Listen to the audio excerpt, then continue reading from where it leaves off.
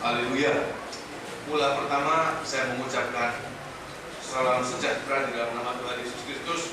Malam hari ini saya berada di tempat ini, mungkin banyak di antara kita yang asing dengan rupa saya, dengan nama saya. Saya juga memperkenalkan diri. Saya John Malemba. Saya melayani Tuhan di Surabaya.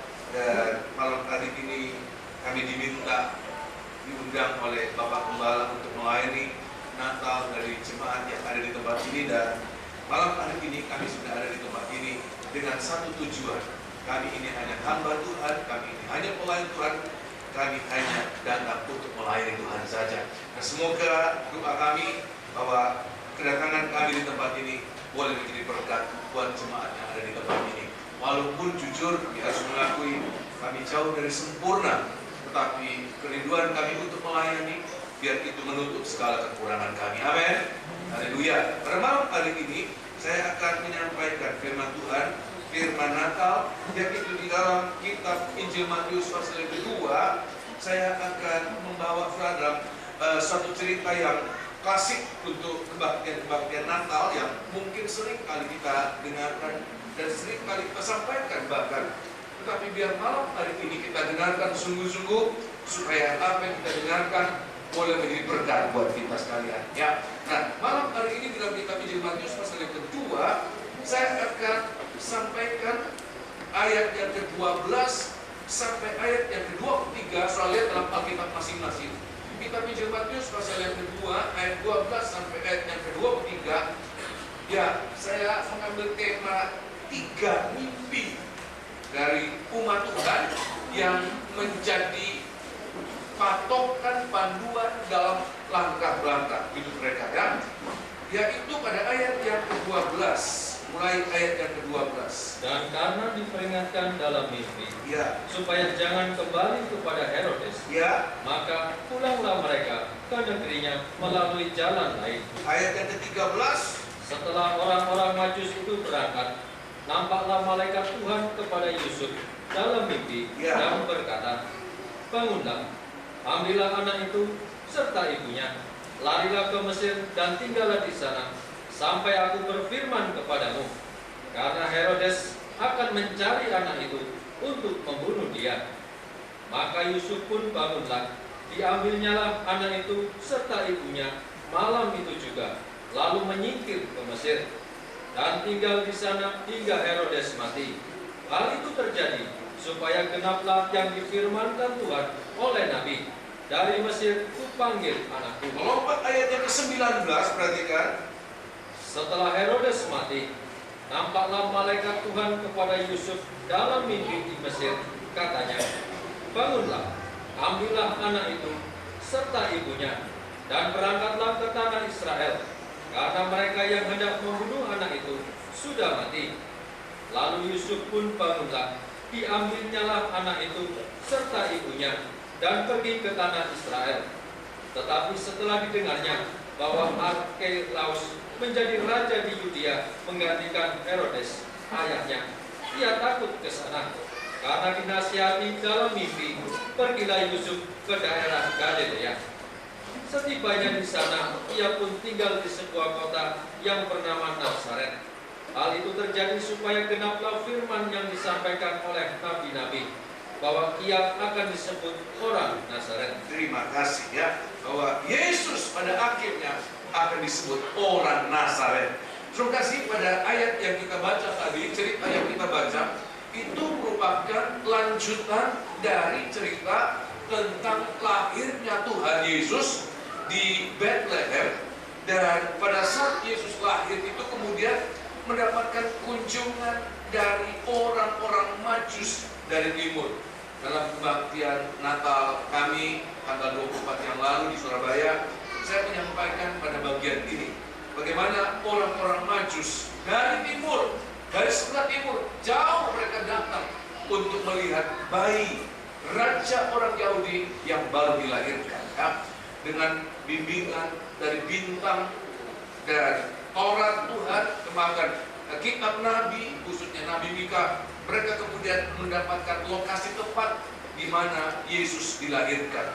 Dan Alkitab mengatakan waktu mereka bertemu dengan Yesus, mereka sangat bersuka-cita. Mereka mempersembahkan apa-apa yang mereka bawa dari jauh. Suatu persembahan yang berharga, suatu persembahan yang mahal. Mereka persembahkan kepada Yesus emas, kemenyan, dan mur. Kemudian mereka berikhtiar untuk kembali ke negeri mereka, sebab mereka sudah mendapatkan pesan. Sebelum mereka bertemu dengan Yesus, mereka lebih dahulu bertemu dengan siapa, saudara? Herodes. Dan Herodes mengatakan, nanti kalau kamu sudah bertemu dengan bayi itu, datang kemari dan katakan di mana dia berada, sebab aku pun akan menyembah dia. Dan apa yang terjadi, saudara? Ayat yang ke-12, Tuhan tidak rela raja orang Yahudi yang dilahirkan itu, raja orang Israel yang dilahirkan itu, kemudian mati karena ulah Herodes, sehingga Tuhan datang untuk menolong dia. Nah, kita lihat di sini pertolongan Tuhan untuk menolong bayi itu lewat satu cara yang mungkin kita alami setiap malam, tetapi saya tidak yakin juga apa setiap malam kita bermimpi kalau kita tidur. Tapi yang pasti setiap malam kita tidur. Coba saudara perhatikan apa dalam setiap tidur saudara sering bermimpi. Tetapi kita lihat di sini Tuhan menggunakan cara untuk menyelamatkan umatnya. Tuhan menggunakan cara untuk menyelamatkan anaknya itu lewat cara yang biasa, tetapi menjadi cara yang luar biasa, yaitu lewat mimpi. Mimpi itu ada ayat mengatakan mimpi itu adalah hasil dari tidur. Tetapi malam hari ini saya mau mengatakan apa itu mimpi yang kemudian berulang-ulang kali. Kalau sudah perhatikan, mungkin ada 4 kali mimpi itu disampaikan kepada umat Tuhan demi menyelamatkan anak itu, yaitu Yesus yang baru dilahirkan. Apa itu mimpi bagi kita di hari-hari ini? Di dalam kitab Ayub pasal yang ke-33, saya menunggu semua menemukan Ayub pasal yang ke-33 ayat yang ke-14. Inilah yang disebutkan mimpi. Jadi bukan sembarang mimpi, saudara. Saya teringat waktu saya masih kecil, kira-kira tahun 70-an, di mana judi loto itu dihalalkan, ya, itu diresmikan oleh pemerintah, dan begitu banyak orang-orang mengadu nasib dengan loto itu. Ada SDSB, ada Porkas, ada banyak ya jenis-jenis, dan mereka ingin untuk menebak angka-angka yang keluar banyak lewat mimpi. Setiap kali mimpi ditanya, kamu mimpi apa kemarin? Ya, itu kemudian direka-reka kira-kira artinya apa, ya. Tetapi bukan mimpi-mimpi demikian yang disamakan dengan mimpi yang Tuhan katakan terjadi pada saat-saat setelah kelahiran Tuhan Yesus. Di dalam kitab Ayub pasal yang ke-33, Ayub pasal yang ke-33 ayat yang ke-14 mulai. Kitab Ayub pasal 33 ayat yang ke-14. Mimpi itu apa bagi kita di hari-hari ini? Ayub 33 ayat yang ke-14. Karena Allah berfirman dengan 1-2 cara, Ya, tetapi orang tidak memperhatikannya. orang tidak peduli. Dalam mimpi, Dalam penglihatan waktu malam. ya, jadi mimpi itu digambarkan sebagai penglihatan pada waktu malam, waktu kita tidur. Terus kan? Bila orang nyenyak tidur, Pada saat orang nyenyak tidur, bila berbaring di atas tempat tidur, ya, maka ia membuka telinga manusia perhatikan, dan mengejutkan mereka dengan teguran-teguran ya, untuk menghalangi manusia daripada perbuatannya, supaya menghalangi manusia daripada perbuatannya yang jahat. Terus kan?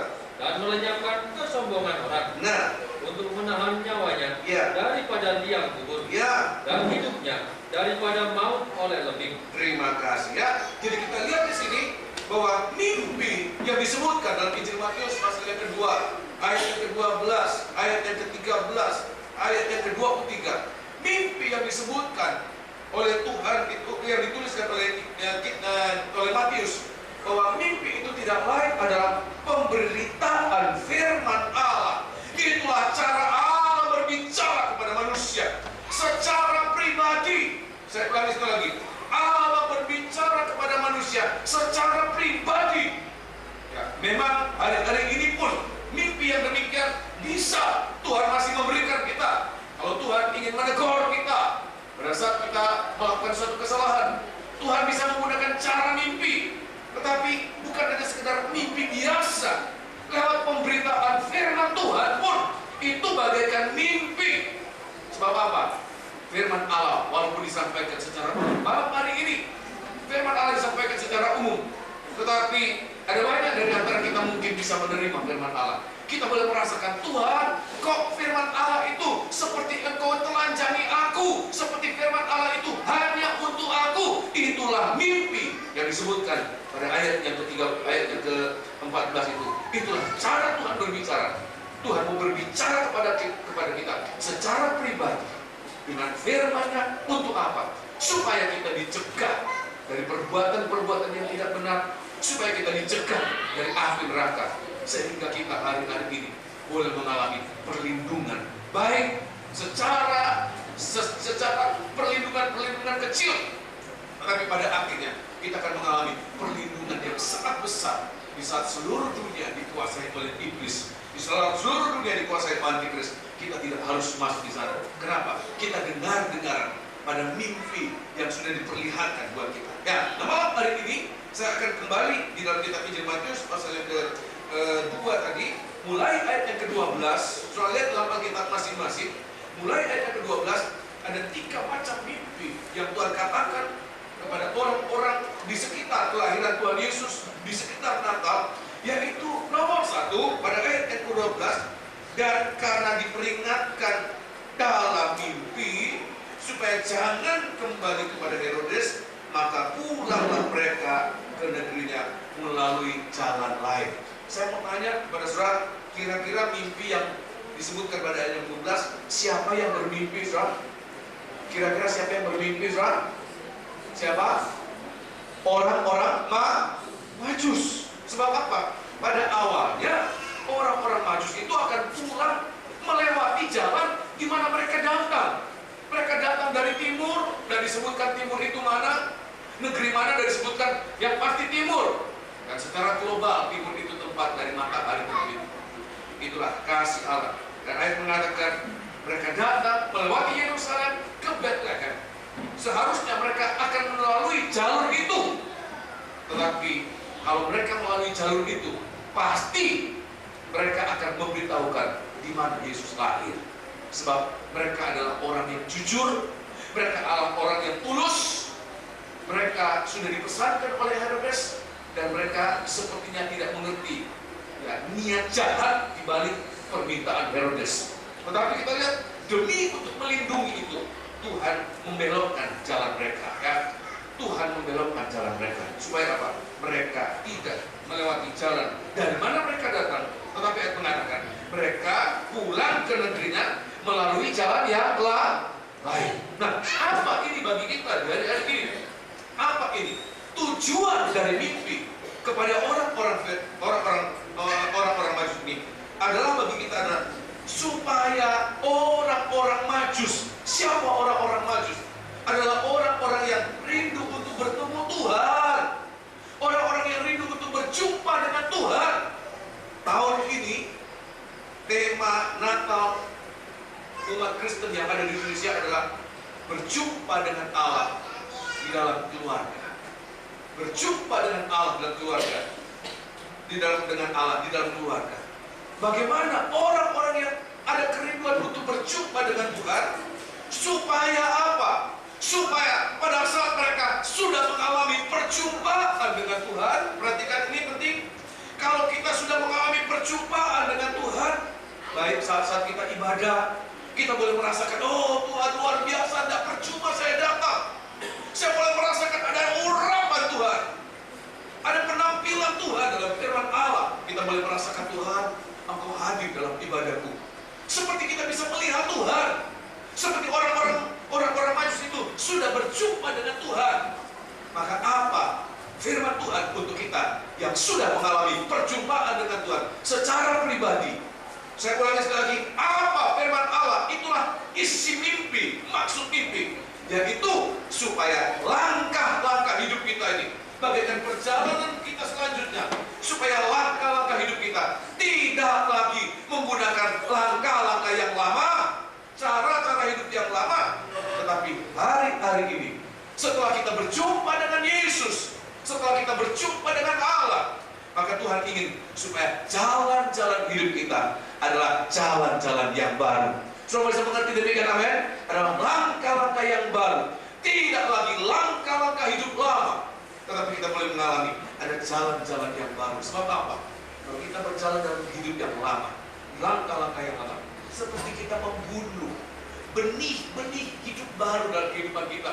Bayi Yesus itu seperti mau dibunuh oleh iblis. Coba bayangkan, sudah dengar firman Tuhan, di gereja nangis-nangis, di gereja menyesal untuk sesuatu yang lama. Tapi kalau pulang kembali lagi, seperti firman Allah yang sudah tumbuh dalam hati kita, nggak ada artinya. Kenapa? Lakukan lagi cara hidup yang lama. Seperti dia berjalan dalam jalan-jalan yang lama. Tetapi apa yang Tuhan ingin kita lakukan adalah kalau kita sudah berjumpa dengan Tuhan, setiap kali kita berjumpa dengan Tuhan, semenjak kita berjumpa dengan Dia, maka Tuhan ingin apa? Langkah-langkah hidup kita adalah langkah-langkah yang baru. Saudara bisa mengerti demikian, amin? Langkah-langkah hidup kita, tolong baca dalam surat 1 Petrus pasal yang keempat, supaya langkah-langkah hidup kita tidak lagi mengulang-ulangi lagi cara hidup yang lama yang sudah kita lakukan sekian puluh tahun. Ada orang yang mengatakan, aduh bro, saya tidak mungkin lepas dari ini. Saya sudah lakukan ini semenjak saya remaja, semenjak saya muda. Saya tidak mungkin terlepas.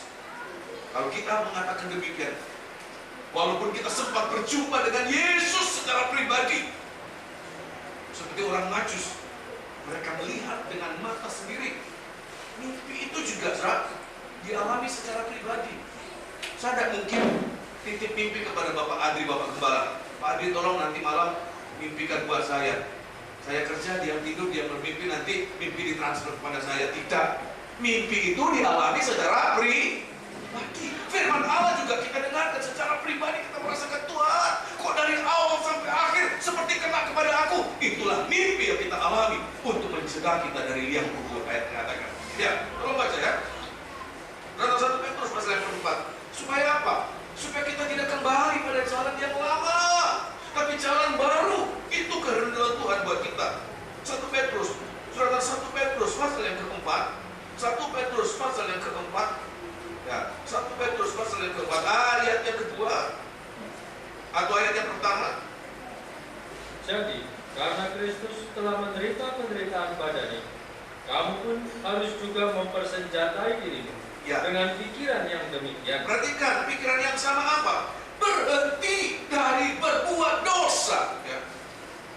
Karena barang siapa telah menderita penderitaan badani, ia telah berhenti berbuat dosa. Ya, tidak lanjut pada langkah yang lama, walaupun langkah yang lama itu sudah dia lewati beribu-ribu mil, puluhan tahun.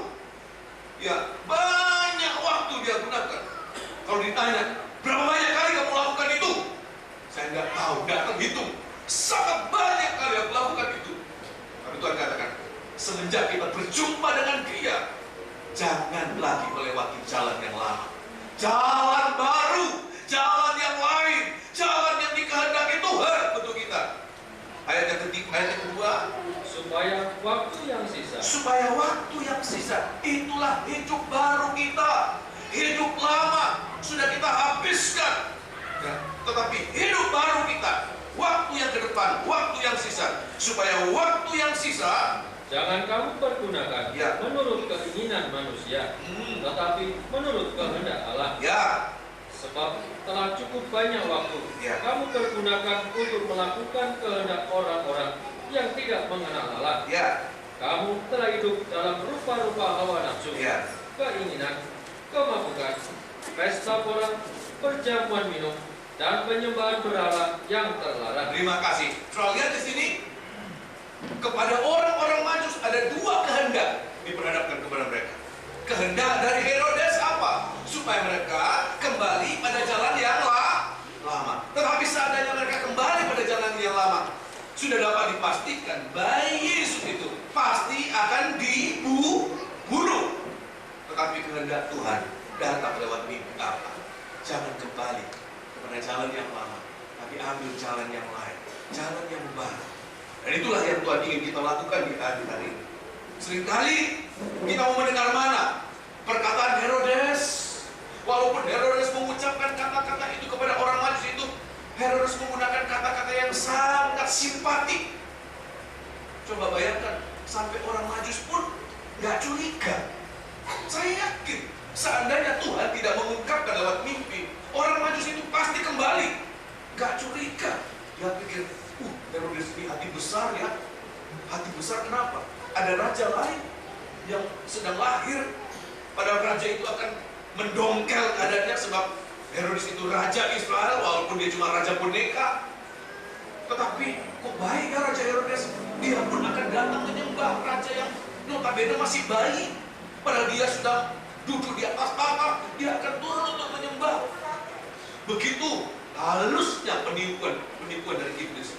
Tapi perhatikan, orang Majus lebih mendengarkan perkataan mimpi itu daripada perkataan Herodes. Bagi kita di hari-hari ini, perkataan apa yang lebih kita dengar?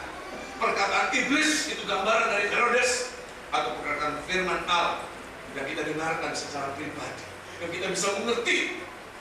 Kalau kita mendengarkan perkataan Herodes, akan terjadi kematian-kematian.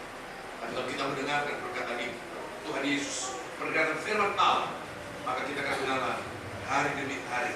Seperti bayi itu tidak tinggal menjadi bayi, tapi akan tumbuh, makin dewasa. Sedemikian pun kehidupan rohani kita akan mengalami pendewasaan. Amin. Oleh sebab itu, di hari-hari ini kita harus mulai belajar bagaimana setiap firman yang kita dengarkan secara pribadi, lakukan itu.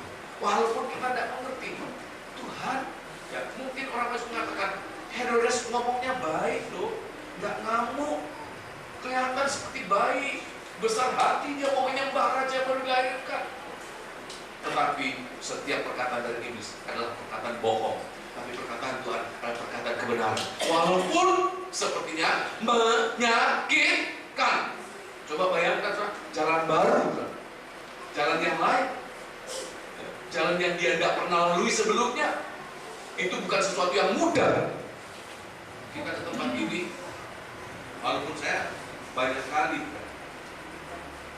beberapa lebih dari 5 kali lah melewati ini, tapi saya pun nggak kemudian gampang ya, masih nanya-nanya, telepon bolak-balik ya. Apalagi jalan baru, saudara. Kalau saya disuruh ke tempat yang saya tidak pernah pergi, itu bukan sesuatu yang mudah, saudara. Tetapi perhatikan, kalau itu firman Allah, maka Tuhan yang akan menuntun kita dalam setiap langkah kita. Saudara pikir amin? Tuhan yang akan menguatkan kita. Kita harus hari-hari ini melangkah dengan langkah yang baru, jalan yang baru, cara hidup yang baru.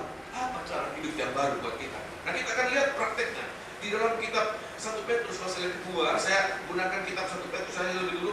Ya, 1 Petrus pasal yang kedua. Ini cara hidup yang baru, Kak. Jangan cara hidup yang lama, tapi cara hidup yang baru, jalan baru. Ini kehendak Tuhan untuk kita hari-hari ini. Gunakan jalan baru, jangan jalan yang lama. Walaupun jalan lama itu, ya kalau jalan lama enak, gak usah mikir, kira-kira begitu, saudara. Kita malah sudah bisa tahu, nanti habis ini apa, nanti habis itu. Gak usah mikir, gampang. Tapi jalan baru kita harus mikir, kita harus hati-hati, kita harus perhatikan. Tapi itu yang Tuhan ingin kita alami di hari-hari ya. Ayat yang pertama, 1 Petrus pasal yang kedua, ada jalan lama, ada jalan baru. Jalan mana yang akan kita tempuh? Ada perkataan Herodes, permintaan Herodes. Ada permintaan dari Tuhan. Jangan pulang melalui jalan yang dulu, tapi jalan yang lain, jalan yang baru ya. Ayat yang pertama, perhatikan. Karena itu, buanglah segala kejahatan, segala tipu muslihat, dan segala macam kemunafikan, kedengkian, dan fitnah. Dan jadilah sama. Terima kasih. Sampai pada ayat yang pertama, ayat yang pertama, inilah jalan lama. Semua manusia pernah lakukan itu, termasuk saya pun pernah lakukan itu. Ada tipu muslihat, ada kejahatan, ada kemunafikan. Walaupun munafiknya kecil-kecil, selalu pasti kita lakukan itu. Saya ingat waktu di sekolah, zaman dulu semua kita takut sama guru. Saya tidak tahu sekolah sekarang, mungkin guru dilempar kapur ya.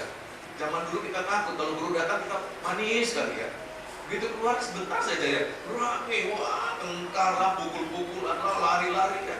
Guru datang lagi, diam lagi, manis. Apakah itu bukan suatu kemunafikan? Walaupun dalam batas yang sangat kecil. Dan itu makin hari makin tumbuh. Karena dimana kita dalam banyak perkara, banyak hal, kita berusaha untuk selalu tampil baik di muka umum. Tetapi sebenarnya tidak sebaik yang sebenarnya.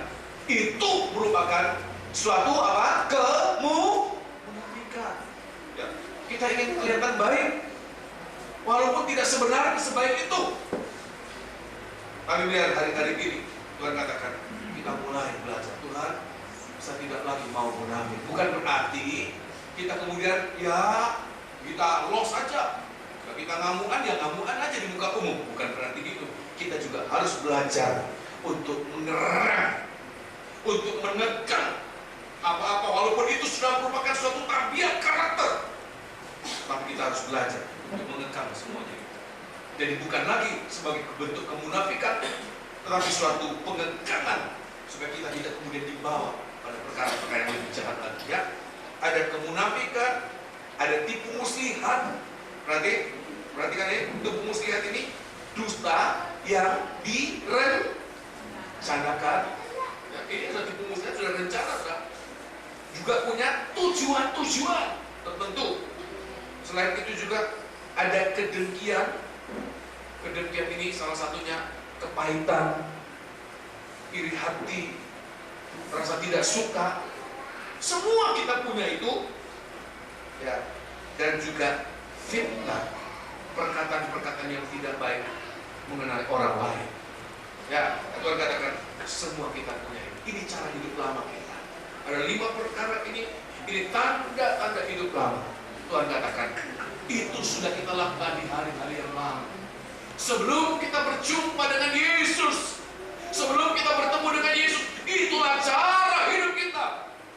Tetapi semenjak kita berjumpa dengan Yesus, Tuhan katakan kita harus menggunakan jalan yang baru, cara hidup yang baru. Apa cara hidup yang baru? Kalau baca ayat yang kedua, Tuhan katakan hentikan semua yang tidak baik, hentikan yang lama-lama untuk kita mulaikan dengan cara yang baru. Semua mengalami demikian, amin? Amin, terima kasih. Ya, walaupun yang lama mungkin mendatangkan keuntungan. Nggak ada orang yang mengatakan, saya untung berapa? Kalau dagang ya, biar untung bilang rugi, ya. Kira-kira begitu kan ya? Ya. Tetapi kita nggak perlu begitu lagi sekarang. Ada seorang mengatakan, bro, dia sales kebetulan. Maafkan, kalau ada di atas yang sales kan. Dia katakan, bro, kalau sales nggak bohong, bagaimana saya bisa jual produk saya? Seolah-olah Tuhan tidak mampu memelihara dia walaupun tanpa bohong. Dia memustahilkan. Pada lagu tadi kita mengatakan, bagi Tuhan tak ada yang mustahil. Saudara mikir amin? Ya, tidak berdusta pun bisa untung, amin? Amin. Itu cara hidup lama, kita berhenti untuk cara hidup baru. Tolong baca ayat yang kedua. Ini cara hidup baru, jalan baru, jalan yang lain, tidak sama dengan jalan yang dulu. Kalau jalan yang lama sudah enak, sudah lihai, tikungannya di mana, lubangnya di mana, tahu semua, ya celah-celahnya di mana, ini sudah lihai sekali. Tapi jalan baru beda, hanya mengikuti apa yang dipetunjuk Tuhan, apa yang Tuhan katakan. Ayat yang kedua, perhatikan. Dan jadilah sama seperti bayi yang baru lahir. Ini cara hidup yang baru. Seperti bayi yang baru lahir, perhatikan. Yang selalu ingin akan air susu yang murni, ya, dan yang rohani, supaya olehnya kamu bertumbuh dan beroleh keselamatan. Jika kamu benar-benar telah mengecap kebaikan Tuhan. Terima kasih ya. Ayat mengatakan, apa cara hidup lama, cara hidup baru kita? Tuhan katakan, seperti bayi yang baru lahir. Apa bayi yang baru lahir? Nomor 1, bayi yang baru lahir jujur. Saya mau tanya, kira-kira ada bayi yang pura-pura kan? Nangis, mamanya datang, gopoh ya, pikirnya bayi ini pengen minum, mamanya datang gitu. Nggak ada. Kalau dia nangis, benar ada sesuatu, ada kebutuhan. Dan bahasa dari bayi cuma satu, kan? Gatel, nangis. nggak nyaman nangis, panas nangis, lapar nangis. Bahasanya satu, nangis ya. Dan ayat mengatakan nangis untuk apa? Air susu yang murni dan yang rohani. Apa itu air susu yang murni dan rohani? Firman Allah. Firman Allah menjadi kesukaan seorang yang sudah berjumpa dengan Tuhan. Setiap orang yang pernah berjumpa dengan Tuhan, maka kesukaannya bukan perkara-perkara yang lain. Kesukaannya adalah firman Allah. Firman Allah itu menjadi kesukaannya siang dan malam. Saya mau tanya ibu-ibu yang baru melahirkan anak yang baru lahir, nggak peduli jam 2 pagi. Ya, ada baik, enggak, kasihan mama, jam 2 pagi, nggak usah nangis lah, nggak usah netek, kira-kira begitu, saudara. Nanti aja jam kerja, jam 8 sampai jam 12 istirahat, baru jam 1, baru dia nangis. Apa begitu, saudara? Nggak peduli, kapan saja, di mana saja, dalam keadaan apa saja, dia merindukan apa, saudara? Air susu yang murni. Itulah apa? Firman Allah.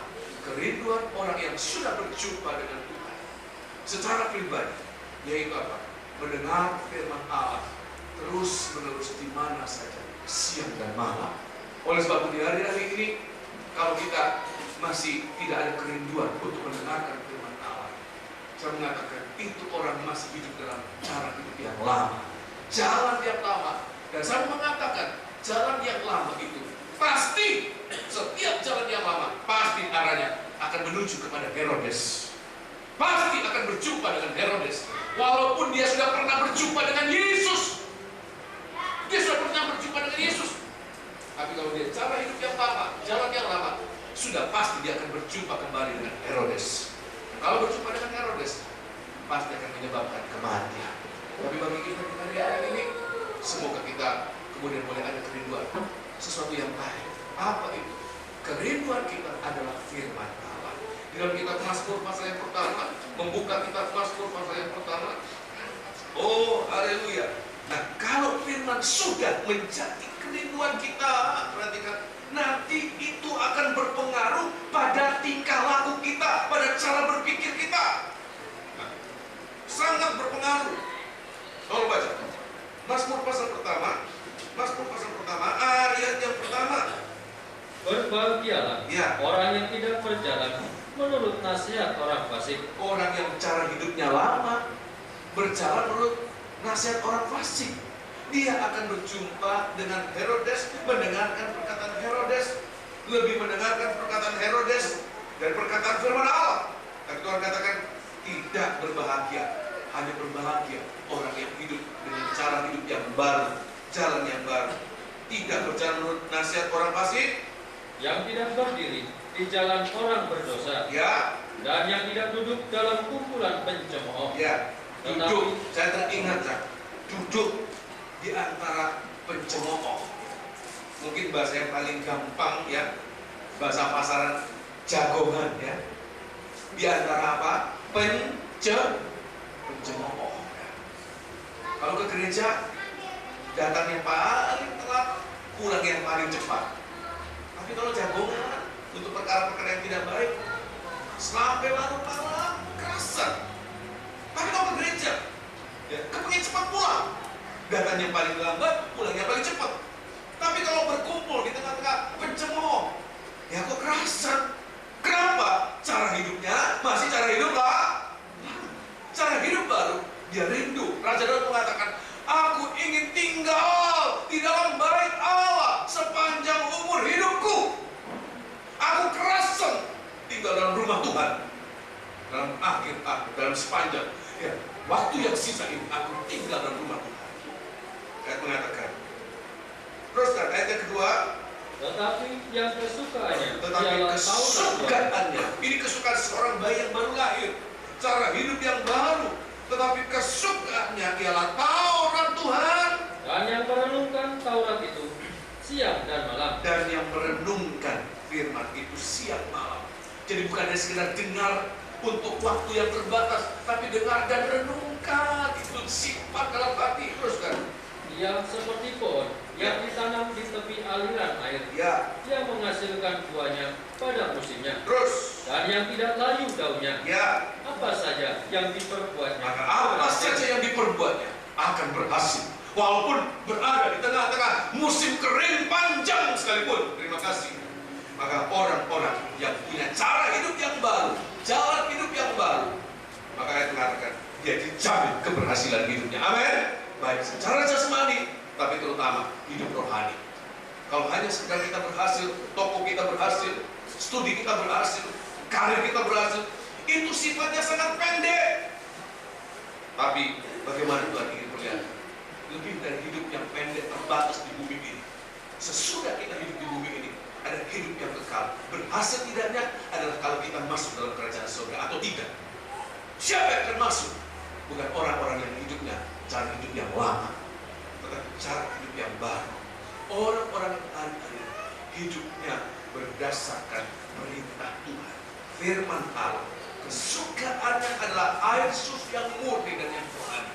Sehingga ayat mengatakan dia mengalami tumbuh hari demi hari, tumbuh makin hari makin tumbuh, makin hari makin dewasa. Untuk satu saat dewasa penuh, siap masuk dalam pesta nikah anak domba Allah. Inilah yang harus kita mengerti dalam hari-hari. Mimpi yang pertama dialami oleh orang-orang Majus. Untuk apa? Merubah jalan hidup mereka. Oh, haleluya. Mimpi ini merubah jalan hidup kita sekalian.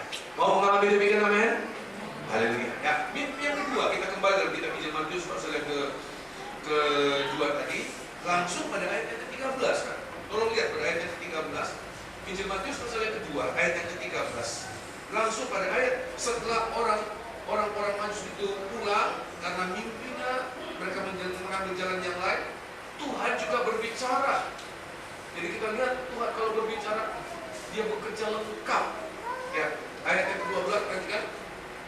Setelah orang-orang Majus itu berangkat, Ya, nampaklah malaikat Tuhan kepada Yusuf ya, dalam mimpi. untuk kedua kalinya setelah kelahiran Yesus. Sebelum Yesus lahir, Yusuf juga sempat bermimpi untuk dia tidak ragu mengambil Maria menjadi istrinya. Tetapi sesudah kelahiran Yesus, ini mimpi pertama dari Yusuf. Untuk apa? Apa kata mimpi itu? Apa? Dan berkata, Ya, bangunlah, ambillah anak itu serta ibunya, larilah ke Mesir, dan tinggallah di sana sampai aku berfirman kepadamu. Ya, Karena Herodes akan mencari anak itu untuk membunuh dia. terus. Maka Yusuf pun bangunlah, diambilnyalah anak itu serta ibunya malam itu juga, lalu menyingkir ke Mesir, Terus. dan tinggal di sana hingga Herodes mati. Ya, Hal itu terjadi supaya genaplah yang difirmankan Tuhan oleh Nabi, dari Mesir kupanggil anakku. terima kasih. Mimpi yang kedua dialami oleh Yusuf, ayah jasmani dari Tuhan Yesus. Yusuf mendapat mimpi itu apa? Jangan tinggal di Bethlehem, tapi engkau harus lari ke Mesir. Ya, lari ke Mesir. Ini mimpi, isi mimpi itu. Engkau harus lari ke Mesir. Perhatikan, apa ini lari ke Mesir? Mesir itu gambaran tentang pengalaman kematian. Lari ke Mesir itu adalah bagaimana kita hari-hari ini harus cepat masuk di dalam pengalaman kematian. Kenapa kita harus lari ke Mesir? Kenapa kita harus masuk dalam pengalaman kematian? Sebab semakin kita cepat mati, semakin kita cepat masuk dalam pengalaman kematian, semakin cepat juga kita akan mengalami pengalaman apa? Kebangkitan. Sudah bisa mengerti demikian apa ya? Semakin cepat kita masuk dalam pengalaman kematian, semakin cepat kita akan mengalami pengalaman kebangkitan. Dan kita lihat secepatnya Yusuf menerima pesan dalam mimpi itu, maka kita lihat luar biasanya Yusuf. Dia nggak nunggu besok, Tolong baca sekali lagi ayat yang ke-14. Nggak nunggu besok, saudara. Coba bayangkan, saudara. Nggak nunggu besok karena perhitungan Tuhan. Kalau saya harus berangkat, ya, ini orang tidur malam, saudara. Malam itu juga dia terbangun, dia bermimpi, dia terbangun dari mimpinya. Dia malam hari itu juga dia berangkat. Ayat yang ke-14. Maka Yusuf pun bangunlah, Ya, diambilnyalah anak itu serta ibunya malam itu juga, lalu menyingkir ke Mesir. terima kasih. Jadi Yusuf Dia pergi ke Mesir malam itu juga, nggak nunggu besok. Kenapa? Sangat mungkin kalau dia menunggu besok, jangan-jangan besok pasukan Herodes sudah datang untuk membunuh anak itu. Oleh sebab itu, secepatnya dia dengarkan berita bahwa dia harus segera lari, segera itu juga dia gunakan kesempatan untuk lari. Bagi kita malam hari ini, kalau Tuhan inginkan kita untuk segera masuk dalam pengalaman kematian. Apa pengalaman kematian? Pengalaman kematian tidak sekedar kita susah, tidak sekedar kita sakit, tidak sekedar kita bangkrut. Tapi apa pengalaman kematian bagi kita di hari-hari ini? Yaitu apa? Matikan ya kehendak daging dalam hidup kita ini. Butuh apa? Kita tidak lagi melakukan apa yang kehendak daging kita, tetapi melakukan apa yang kehendak Tuhan lewat firman yang kita dengarkan. Itulah pengalaman kematian. Saya ulangi sekali lagi, pengalaman kematian tidak hanya sekedar kita sakit, kekurangan, bangkrut, kesulitan, masalah, tetapi pengalaman kematian adalah apa? Baik itu kita mengalami semua itu, penderitaan-penderitaan, maupun kita pun tidak mengalami itu, tapi satu perkara, kita matikan keinginan daging kita untuk melakukan kehendak Allah. Itulah pengalaman kematian. Kita Roma pasal yang ke-6, suratan Roma pasal yang ke-6, pengalaman kematian itu yang harus kita alami. Jangan takut, jangan ragu, turun ke Mesir. Oh, satu saat pengalaman kematian ini juga dialami oleh orang tua, leluhur. Ya, Yakub waktu dia kemudian akan datang ke Mesir, di perbatasan Beersheba dia sempat ragu. Tapi Tuhan katakan, Yakub, jangan takut untuk pergi ke Mesir, turun ke Mesir. Dalam pengalaman kematian, siapa yang tidak takut? Siapa yang tidak ragu-ragu? Tuhan, kalau saya harus mendengarkan perkataan dari firman-Mu, maka saya akan kehilangan keuntungan, kehilangan kenyamanan, kehilangan ini. Tapi Tuhan katakan, di dalam pengalaman kematian, justru di situ kita mengalami perlindungan. Saudara demikian, amin? Ya, tolong baca Roma pasal yang ke-7 lebih dahulu ya. Suratan Roma pasal yang pasal yang ke-6. Di dalam pengalaman kematian itu, Roma pasal yang ke-6 ayat yang ke-4 atau ayat yang ke-4, perhatikan. Dengan demikian, ya, kita telah dikuburkan bersama-sama dengan Dia oleh baptisan dalam kematian, ya, supaya sama seperti Kristus telah dibangkitkan dari antara orang mati oleh kemuliaan Bapa. Perhatikan. Demikian juga kita akan hidup dalam hidup yang baru. Ya. Sebab jika kita telah menjadi satu dengan apa yang sama dengan kematian. Perhatikan ini. Kalau kita mau menjadi satu dengan kematiannya, ya, kita juga akan menjadi satu dengan apa yang sama dengan kebangkitannya. Semakin cepat kita mengalami pengalaman kematian, semakin cepat kita juga mengalami pengalaman apa? Kebangkitan. Teruskan. Karena kita tahu ya, bahwa manusia lama kita telah turut disalibkan. Supaya apa? Supaya tubuh dosa kita hilang kuasanya. Agar jangan kita menghambakan diri lagi kepada dosa. Sebab siapa yang telah mati, ia telah bebas dari dosa. Terima kasih. Inilah pengalaman kematian. Yaitu apa? Pengalaman apapun juga, tetapi kita tidak mengikuti keinginan daging kita, tapi kita melakukan apa yang kehendak Tuhan. Kita bebas dari dosa, kita bebas dari perhambaan dosa, dan kita hidup menjadi hamba-hamba Allah. Nah, saya akan perlihatkan di sini lewat pengalaman kematian ini.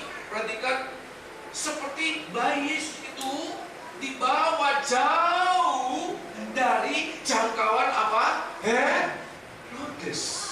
Karena dia lari ke Mesir, Herodes tidak mampu menjangkau. Saya ulangi sekali lagi. Karena Yesus itu dibawa ke Mesir, maka tangan Herodes tidak sanggup untuk menjangkau. Dengan kata lain, kalau kita masuk dalam pengalaman kematian, kita seperti mengalami berada di luar jangkauan tangan iblis.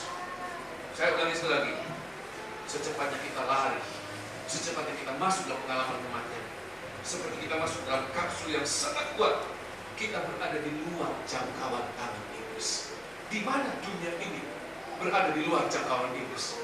1 Yohanes mengatakan seluruh dunia ini berada di bawah kuasa iblis. Tapi ada satu tempat di mana iblis tidak bisa menjangkau setiap anak-anaknya. Seperti anak-anak itu lari, seperti anak itu lari ke Mesir. Herodes tidak mampu, tidak berani dia pergi ke Mesir untuk nyari di mana Yesus. Itu sudah di luar daerah kekuasaannya. Sedemikian kita juga. Kalau kita masuk ke pengalaman kematian, maka kita mengalami di sana kita tidak dapat dijamah oleh kuasa kegelapan, tidak dapat dijamah oleh iblis. Walaupun kita masih hidup di bumi ini, sebab apa? Dia yang lahir dari Allah melindungi kita. Kita mendapatkan suatu pemeliharaan sempurna. Jangan takut kekurangan, jangan takut. Bahkan Tuhan tidak akan izinkan kita mengalami kebinasaan kalau kita masuk ke pengalaman kematian bersama dengan Tuhan. Sebab apa? Di situ iblis tidak dapat menjangkau anak-anak. Walaupun mungkin, perhatikan ini penting. Walaupun mungkin satu saat karena mengalami pengalaman kematian, seseorang itu mungkin mengalami kematian secara jasmani. Tetapi perhatikan kematian anak-anak Tuhan secara jasmani. Karena pengalaman kebangkitan, maka karena pengalaman kematian, dia tidak mengalami maut. Maut tidak berkuasa. Anak-anak Tuhan itu akan tetap hidup. Nanti satu saat dia akan bangkit. Maut tidak berkuasa atas orang itu.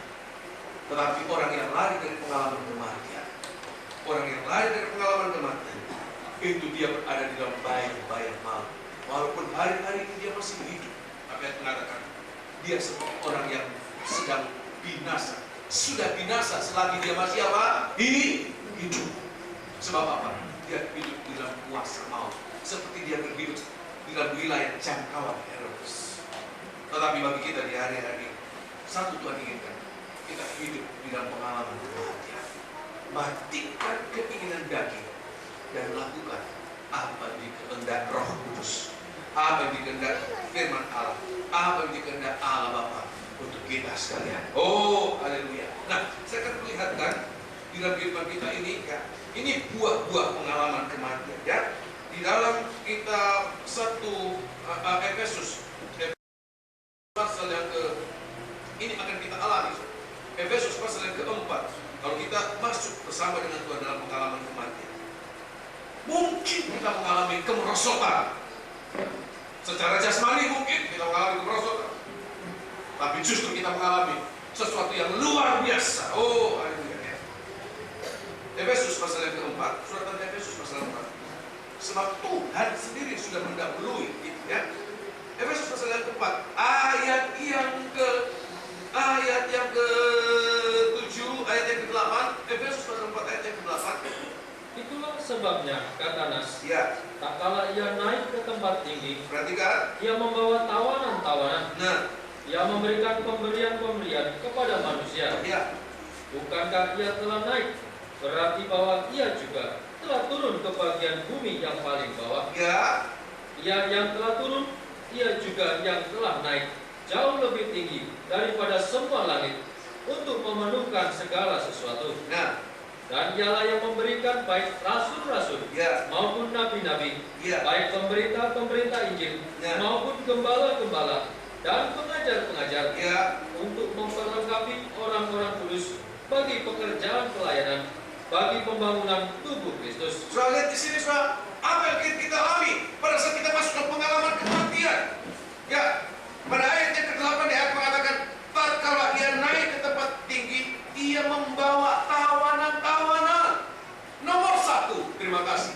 Nomor satu, orang yang mengalami pengalaman kematian secara sukarela, karena Tuhan sudah turun di tempat yang paling bawah. Karena nomor satu, dia pasti akan mengalami kebebasan. Hidupnya tidak lagi seperti orang tawanan, tidak tertawa pada cara-cara hidup yang lama, karakter yang tidak baik, tapi dia mengalami kebebasan.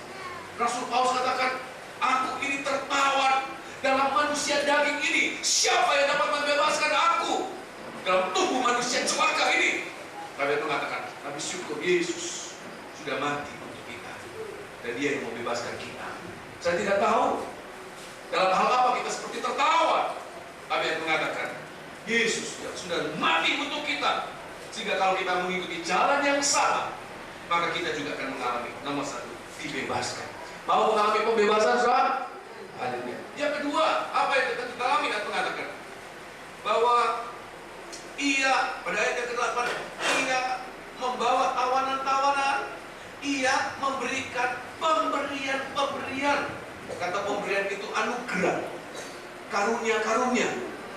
Kalau kita masuk dalam pengalaman kematian, maka kita akan mengalami hidup kita tidak dalam kekurangan, tetapi kita hidup di dalam anugerah, kasih karunia. Inilah suatu kelimpahan. Kelimpahan tidak berbicara tentang jumlah, tapi kelimpahan itu berbicara tentang kepuasan. Kenapa? Sebab kita merasakan hidup ini adalah anugerah. Kita mengalami, kita hidup dalam anugerah Allah. Dan selain itu kita mengalami ada karunia-karunia Allah Tuhan berikan. Karunia ini kebisaan-kebisaan, kemampuan-kemampuan untuk melakukan apa-apa yang dulunya kita tidak bisa lakukan. Tapi dengan karunia-karunia itu, yaitu talenta-talenta, kita ada kesanggupan untuk melakukan segala sesuatu untuk kebesaran Tuhan. Tetapi yang ketiga, ini yang kita alami pada ayat yang ke-9. Bukankah Ia yang telah naik ke tempat yang tinggi? Ya, naik ke tempat yang tinggi.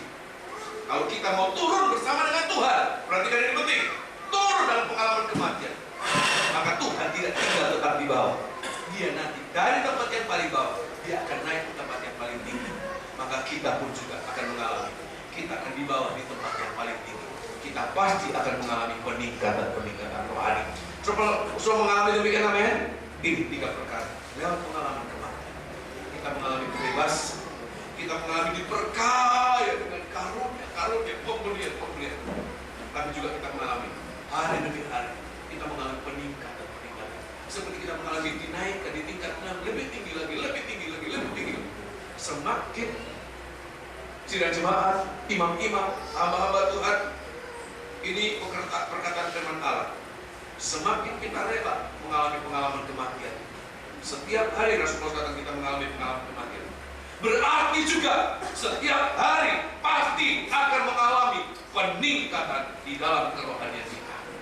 Setiap kali kita rela turun di tempat yang rendah, setiap itu Tuhan akan mengangkat kita lebih tinggi lagi. Oh, luar biasa. Setiap kali kita pengalaman salib, maka itu berarti pasti akan ada suatu apa? Peningkatan. Kita bisa mengerti demikian, amin? Haleluya. Oleh sebab itu jangan takut, jangan ragu. Makin cepat kita lari ke Mesir, makin cepat kita mengalami perlindungan. Makin jauh kita dari jangkauan tangan iblis, tangan Herodes. Herodes tidak dapat menjangkau Yesus sebab dia terlalu jauh dalam pengalaman kematian. Itulah yang akan kita alami di hari ini. Makin kita mengalami, satu saat ayat mengatakan umat Tuhan yang rindu mengalami, yang selalu mau masuk ke pengalaman kematian, maka iblis tidak dapat menjangkau. Satu saat, satu ayat dalam kitab Wahyu pasal yang ke-12, kitab Wahyu pasal yang ke-12. Oh, luar biasa ya. Iblis pun tidak dapat menjangkau ya. Iblis tidak dapat menjamah dia ya. Wahyu pasal yang ke-12. Wahyu pasal 12 ayat yang ke-14 ya. Jauh dari jangkauan iblis. Seperti dia berada di luar teritorial iblis. Oh, Mesir itu di luar dari Bethlehem, Mesir itu di luar dari Israel. Seperti demikian. Ayat yang ke-14. Kepada perempuan itu diberikan kedua sayap dari burung nasar yang besar, Ya. supaya ia terbang ke tempatnya di padang gurun, di mana ia dipelihara jauh dari tempat ular itu Ya. selama 1 masa dan 2 masa dan setengah masa. Ya. Lalu ular itu menyemburkan dari mulutnya. Nah, sudah lihat ini gambaran gereja Tuhan. Iblis berusaha untuk menjangkau gereja Tuhan, tapi gereja Tuhan yang rela mengalami pengalaman kematian, iblis tidak dapat menjamah. Ya, terus kan? Sebesar sungai Ya. ke arah perempuan itu, Ya. supaya ia dihanyutkan sungai itu. Nah, Tetapi bumi datang menolong perempuan itu. Ia membuka mulutnya dan menelan sungai yang disemburkan naga itu dari mulutnya. Pengalaman kematian. Saya mengatakan pengalaman kematian itu adalah tempat perlindungan yang paling aman dari setiap anak-anak Tuhan pada akhir zaman ini. Iblis akan menguasai seluruh dunia.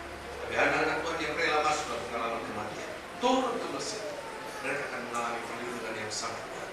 Iblis tidak dapat menjamah. Dia lari jauh dari makhluk itu. Oh, haleluya.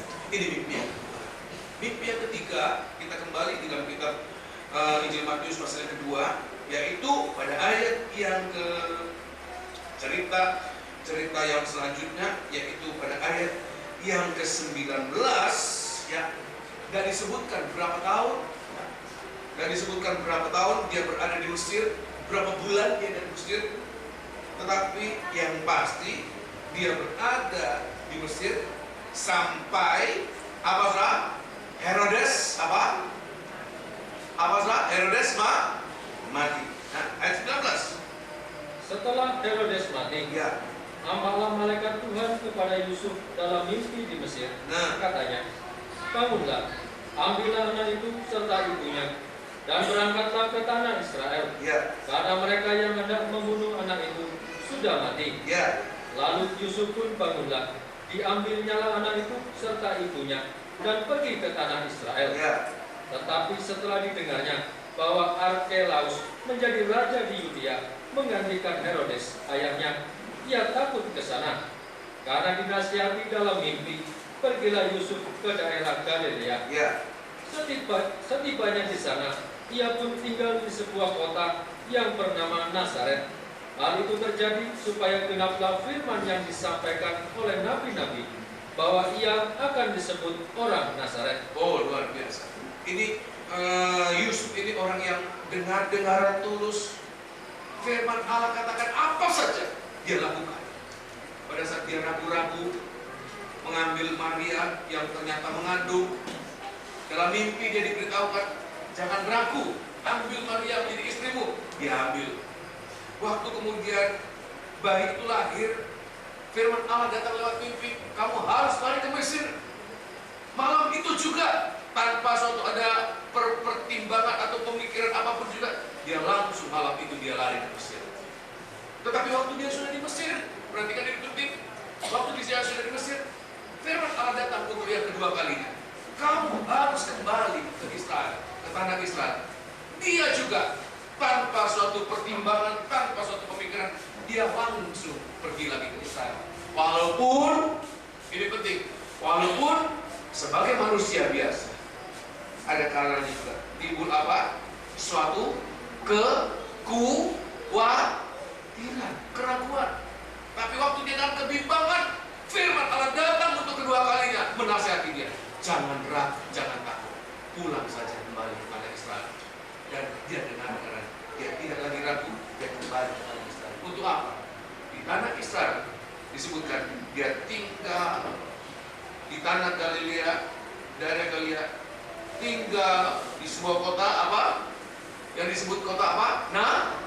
Nazaret. Supaya apa? Supaya apa? Supaya Yesus nanti disebutkan sebagai apa? Orang Nazaret. Ya. Mungkin kalau bahasa kita jadi wong Nazaret. Ya. Ini bukan hanya sekedar suatu istilah, kan? Yesus orang Nazaret. Ini bukan hanya sekedar suatu istilah, tetapi ada suatu pengertian. Mimpi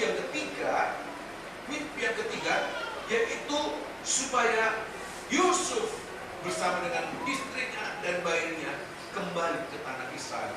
Dari Mesir kembali ke tanah Israel. Ya, tanah Israel itu tanah perjanjian. Nah, perhatikan, supaya apa? Supaya dia menjadi orang Nazaret. Apa itu orang Nazaret? Apa menjadi orang Nazaret? Nazaret itu artinya orang yang dikhususkan buat Allah. Orang yang mengkhususkan diri menjadi milik Allah. Sudah ingat istilah Nazar? Nasir Allah. Samson itu nasir Allah. Dia mengkhususkan diri sejak dalam kandungan. Ibunya gak boleh minum anggur, Dia juga tidak boleh minum anggur, tidak boleh pisau cukur. Dia mengkhususkan diri untuk Tuhan, sebab dia dipakai oleh Tuhan. Demikian juga kita hari-hari ini, firman Allah mau mengkhususkan kita. Saya ulangi sekali lagi, firman Allah mau mengkhususkan kita. Tuhan ingin, perhatikan ini penting, ini firman Allah. Tuhan ingin kita supaya kita bukan menjadi Kristen umum, anak-anak Tuhan yang biasa, tetapi kita menjadi anak-anak Tuhan yang khusus. Begitu khususnya, perhatikan ini penting. Begitu khususnya, bukan hanya sebagai pasukan khusus, pasukan elit. Saya tidak tahu negara kita ini pasukan elitnya kekuatannya berapa ribu. Tetapi kalaupun hanya sekedar pasukan elit, walaupun tidak banyak, dari ratusan ribu jutaan pasukan tentara Indonesia, mungkin hanya ratusan ribu atau ribuan, bangga. Jadi Kopassus itu bangga, tapi masih banyak, saudara. Saya bisa mengatakan apa yang hanya satu, tidak ada duanya. Jadi manusia khusus yang hanya satu, tidak ada duanya adalah apa, saudara? Menjadi imam mempelai. Saudara bisa demikian, amin? Kenapa? Yesus, sebutan Yesus orang Nazaret terakhir kalinya disebutkan pada saat Yesus disalibkan di atas kayu salib. Di atasnya ada tulisan Inri. Inilah Yesus orang Nazaret, raja orang Yahudi. Dia adalah orang Nazaret. Dia adalah raja di atas segala raja. Yesus sudah menjadi raja di atas segala raja. Tapi bagi kita, dia juga adalah mempelai pria surga kita. Adakah kita ini mau mengkhususkan diri buat dia satu-satunya? Salomo punya 1000 perempuan. Bayangkan, saudara, selain istri ada bundi, ada darah-darah tidak terhitung banyaknya. Tapi Salomo mengatakan ada satu-satunya merpati. Siapa dia, saudara? Siapa dia? Surat. Itu gambaran dari mempelai wanita Tuhan. Mempelai wanita Tuhan cuma satu. Salomo cuma satu, khusus. Sulamit juga cuma satu, khusus. Kita, kalau kita hidup kudus, ini yang dikehendaki oleh Tuhan sebagai mempelai wanita Tuhan, hidup kudus dan setia. Ini mimpi yang Tuhan ingin kita alami hari-hari ini, dalam tahun-tahun ini. Kita hidup kudus dan setia, maka kita satu saat pada saat dia datang kembali, kita dilayakkan. Kita bukan menjadi mempelai wanita untuk orang lain, tapi Yesus Kristus. Sebagai ayat-ayat terakhir 2 Korintus pasal yang ke-11. Kitab 2 Korintus pasal yang ke-11. Haleluya. 2 Korintus, suratan 2 Korintus pasal yang ke-11. Kitab 2 Korintus pasal yang ke-11. 2 Korintus pasal yang ke-11. Ayat yang ke apa yang dibutuhkan? Ini firman yang Tuhan ingin kita alami hari-hari ini. Ayat yang pertama, alangkah baiknya jika kamu sabar terhadap kebodohanku yang kecil itu. Perhatikan. Memang kamu sabar terhadap aku. Ya. Sebab aku cemburu kepada kamu dengan cemburu ilahi, karena aku telah mempertunangkan kamu kepada satu laki-laki. Satu laki-laki, satu kepala, satu tubuh. Tidak berbicara tentang poligami atau androgami, tapi ini suatu nikah yang sangat-sangat wajar. Satu tubuh, satu kepala, satu mempelai pria khusus, satu mempelai wanita. Mempelai pria mengkhususkan dirinya untuk mempelai wanitanya. Adakah kita mengkhususkan diri kepada dia, mempelai pria kita surga, mempelai surga kita, ya? Kepada satu laki-laki. Karena aku telah mempertunangkan kamu kepada satu laki-laki, ya, untuk membawa kamu sebagai perawan suci kepada Kristus. Ya. Tetapi aku takut kalau pikiran kamu disesatkan dari kesetiaan kamu yang sejati kepada Kristus. Ya. Sama seperti Hawa diperdayakan oleh ular itu dengan kelicikannya. Gereja Tuhan, perhatikan ini penting. Gereja Tuhan pada akhirnya akan disebut sebagai mempelai wanitanya. Terima kasih. Dan apa yang dituntut seorang mempelai wanita? Dari seorang mempelai wanita, apa yang dituntut? Kesuciannya dan kesetiaannya. Saya ulangi sekali lagi. Ini orang-orang yang mengkhususkan diri kepada Tuhan. Apa yang dituntut? Kehidupan seorang mempelai wanita untuk mempelai pria. Kesuciannya dan kesetiaannya. Biar dia cantik. Saya mau tanya, semoga ini tidak terjadi kan?